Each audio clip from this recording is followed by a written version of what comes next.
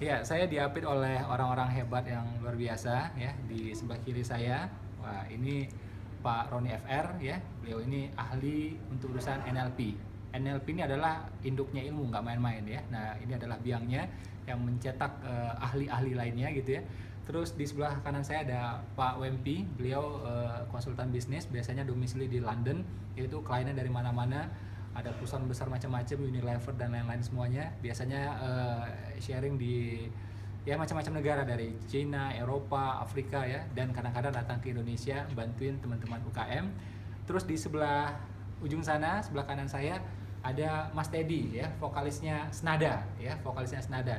Ini kita barusan habis makan bareng, kita rencananya mau sharing. Mungkin awalnya dari Pak Roni dulu tentang the future of Indonesia. Maksudnya gini, apa sih harapan atau mungkin Pak Roni punya optimisme tersendiri, antusiasme tersendiri terhadap Indonesia dan orang-orang Indonesia? Oke, baik Mas Ibo. Jadi santai-santai aja. Oke. Saya akan berbicara sesuai dengan kompetensi saya, yaitu ilmu Neuro-Linguistic Programming. Saya rasa sebagian besar orang sudah tahu ilmu NLP atau Neuro-Linguistic Programming adalah ilmu mengenai modeling sebenarnya, ilmu menduplikasi keunggulan. Bagaimana sebuah keunggulan bisa diduplikasi dengan mudah sehingga tidak lagi diperlukan waktu yang terlalu panjang seperti pertama kali diciptakan, tapi kita bisa melakukan dengan lebih cepat. Kira-kira inti dari ilmu Neuro-Linguistic Programming seperti itu. Nah, bangsa Indonesia adalah bangsa yang sejarahnya sudah tidak perlu diragukan lagi terkenal sebagai bangsa besar. Artinya menggunakan semacam ilmu penduplikasian kita bisa menduplikasi ulang, memodel ulang dari kebesaran bangsa Indonesia sejak zaman nenek moyang tadi, diambil saripatinya, dan kita optimis sekali. Bukti sejarah udah terlalu banyak untuk bisa menunjukkan bagaimana kita bisa melesat melampaui bangsa-bangsa lain mestinya ya. Kalau kita benar-benar bisa mengambil saripati dari keunggulan masa lalu kita yang membesarkan Nusantara pada waktu itu. Nah, salah satu kendala yang terbesar adalah masalah mindset. Bagaimana bangsa Indonesia karena mungkin terjajah lama atau hal yang semacam itu memiliki mental block yang kuat, yaitu rasa inferior terhadap orang asing.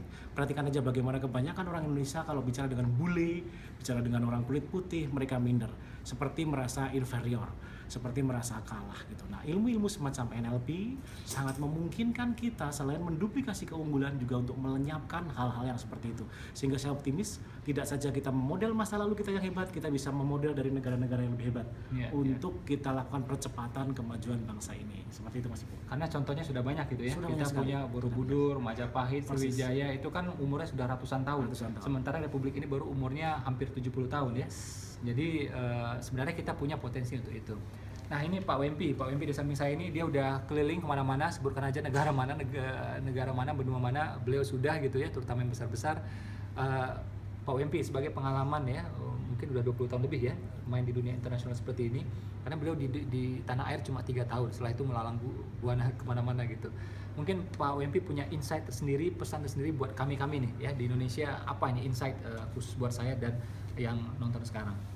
Ya, harapan saya adalah Indonesia pindah dari negara, bangkit dari negara yang low value atau negara yang terlalu terkait dan terlalu dependent on natural resources ya, sumber alam, dan kita bangkit dari low value dan low tech ke negara yang high tech ya. Jangan kita selalu importasi aja yang barang elektronik, yang mobil, yang pesawat semua, tapi kita mulai untuk dari importasi ke imitasi dan setelah itu inovasi. Dan kita juga bisa apa yang Jepang dan Jerman dan Amerika lakukan. Kita lihat kalau sekarang di Economic Complexity Index, itu adalah indeks yang merankingkan negara-negara gitu kan. Indonesia ranking nomor 69 di dunia sebagai negara yang membuat yang inovasi atau yang membuat sesuatu produk yang bernilai tambah gitu kan, ranking nomor 69. Itu bagus atau kurang bagus? Jelek banget Dari dari berapa negara sekian. ada Indonesia nomor 69 ya. Nah, di atas Indonesia adalah yang nomor 1 adalah Jepang yang nomor 1 di dunia ya di Economic Complexity Index. Nomor 3 adalah Jerman ya di Economic Complexity Index. Yang sedihnya ya, tetangga kita Singapura, satu pulau hanya penduduk 5 juta jiwa gitu ya, dibanding 250 juta jiwa, mereka nomor 8 ya. Singapura nomor 8 di dunia dibanding Indonesia. Nah, ini pasti dan harus berubah, dan Indonesia harus bangkit segera. Tapi kita bisa untuk itu.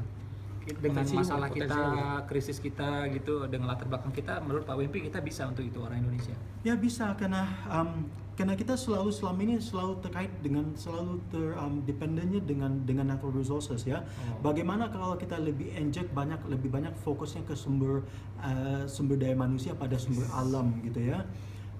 Dan itu semuanya mulai dari pendidikan. Ya, pendidikan.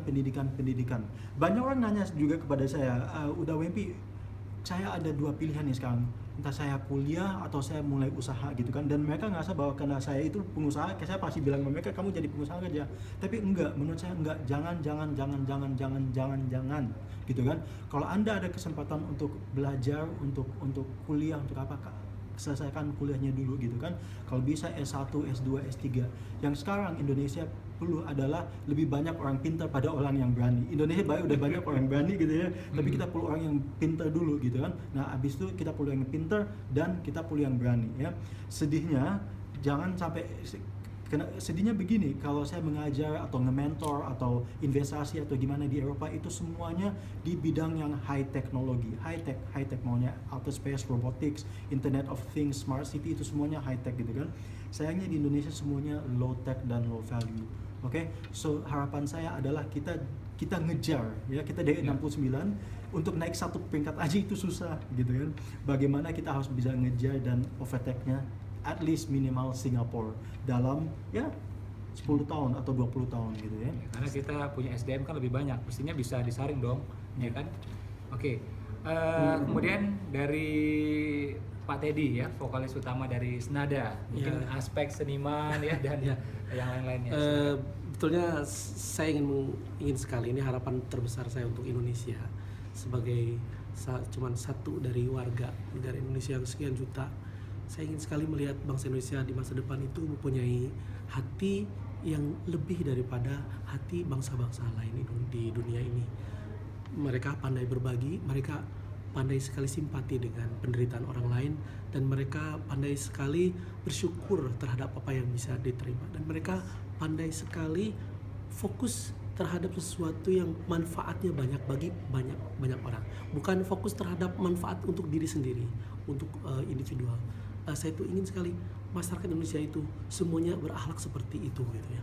Jadi selain high tech, juga mereka adalah mempunyai perasaan dan hati yang sangat tinggi, sangat luhur, dan dipandang oleh bangsa-bangsa lain dan menjadi teladan juga bagi bangsa-bangsa lain. Tapi orang-orang Indonesia punya potensi itu menurut Pak Teddy? Menurut saya punya. Kita punya kearifan lokal yang sangat baik pada zaman-zaman dahulu. Hanya saja setelah penjajahan dan banyak sekali influence dari sana sini membuat Indonesia berubah pikiran, visi dan misinya sudah berubah, sekarang lebih materialistis dan sebagainya. Sepertinya itu adalah yang paling penting kita kembalikan lagi kepada tujuan awal bangsa Indonesia ini berdiri. Seperti juga melihat bapak-bapak bangsa yang mendirikan kita, mereka hidup sederhana, tapi apa yang dikenal oleh kita, mereka adalah pelopor-pelopor dari segala kesuksesan yang ada di Indonesia ini. Demikian. Ya. Saya pikir itu sudah ilmu yang luar biasa, tidak perlu saya simpulkan. Teman-teman silahkan resapi, renungkan gitu ya. Dan yang paling penting setelah nonton video ini, ajak teman-temannya nonton juga, di-share gitu ya. Dan pastikan mereka dapat manfaat yang sama seperti yang Anda nonton sekarang.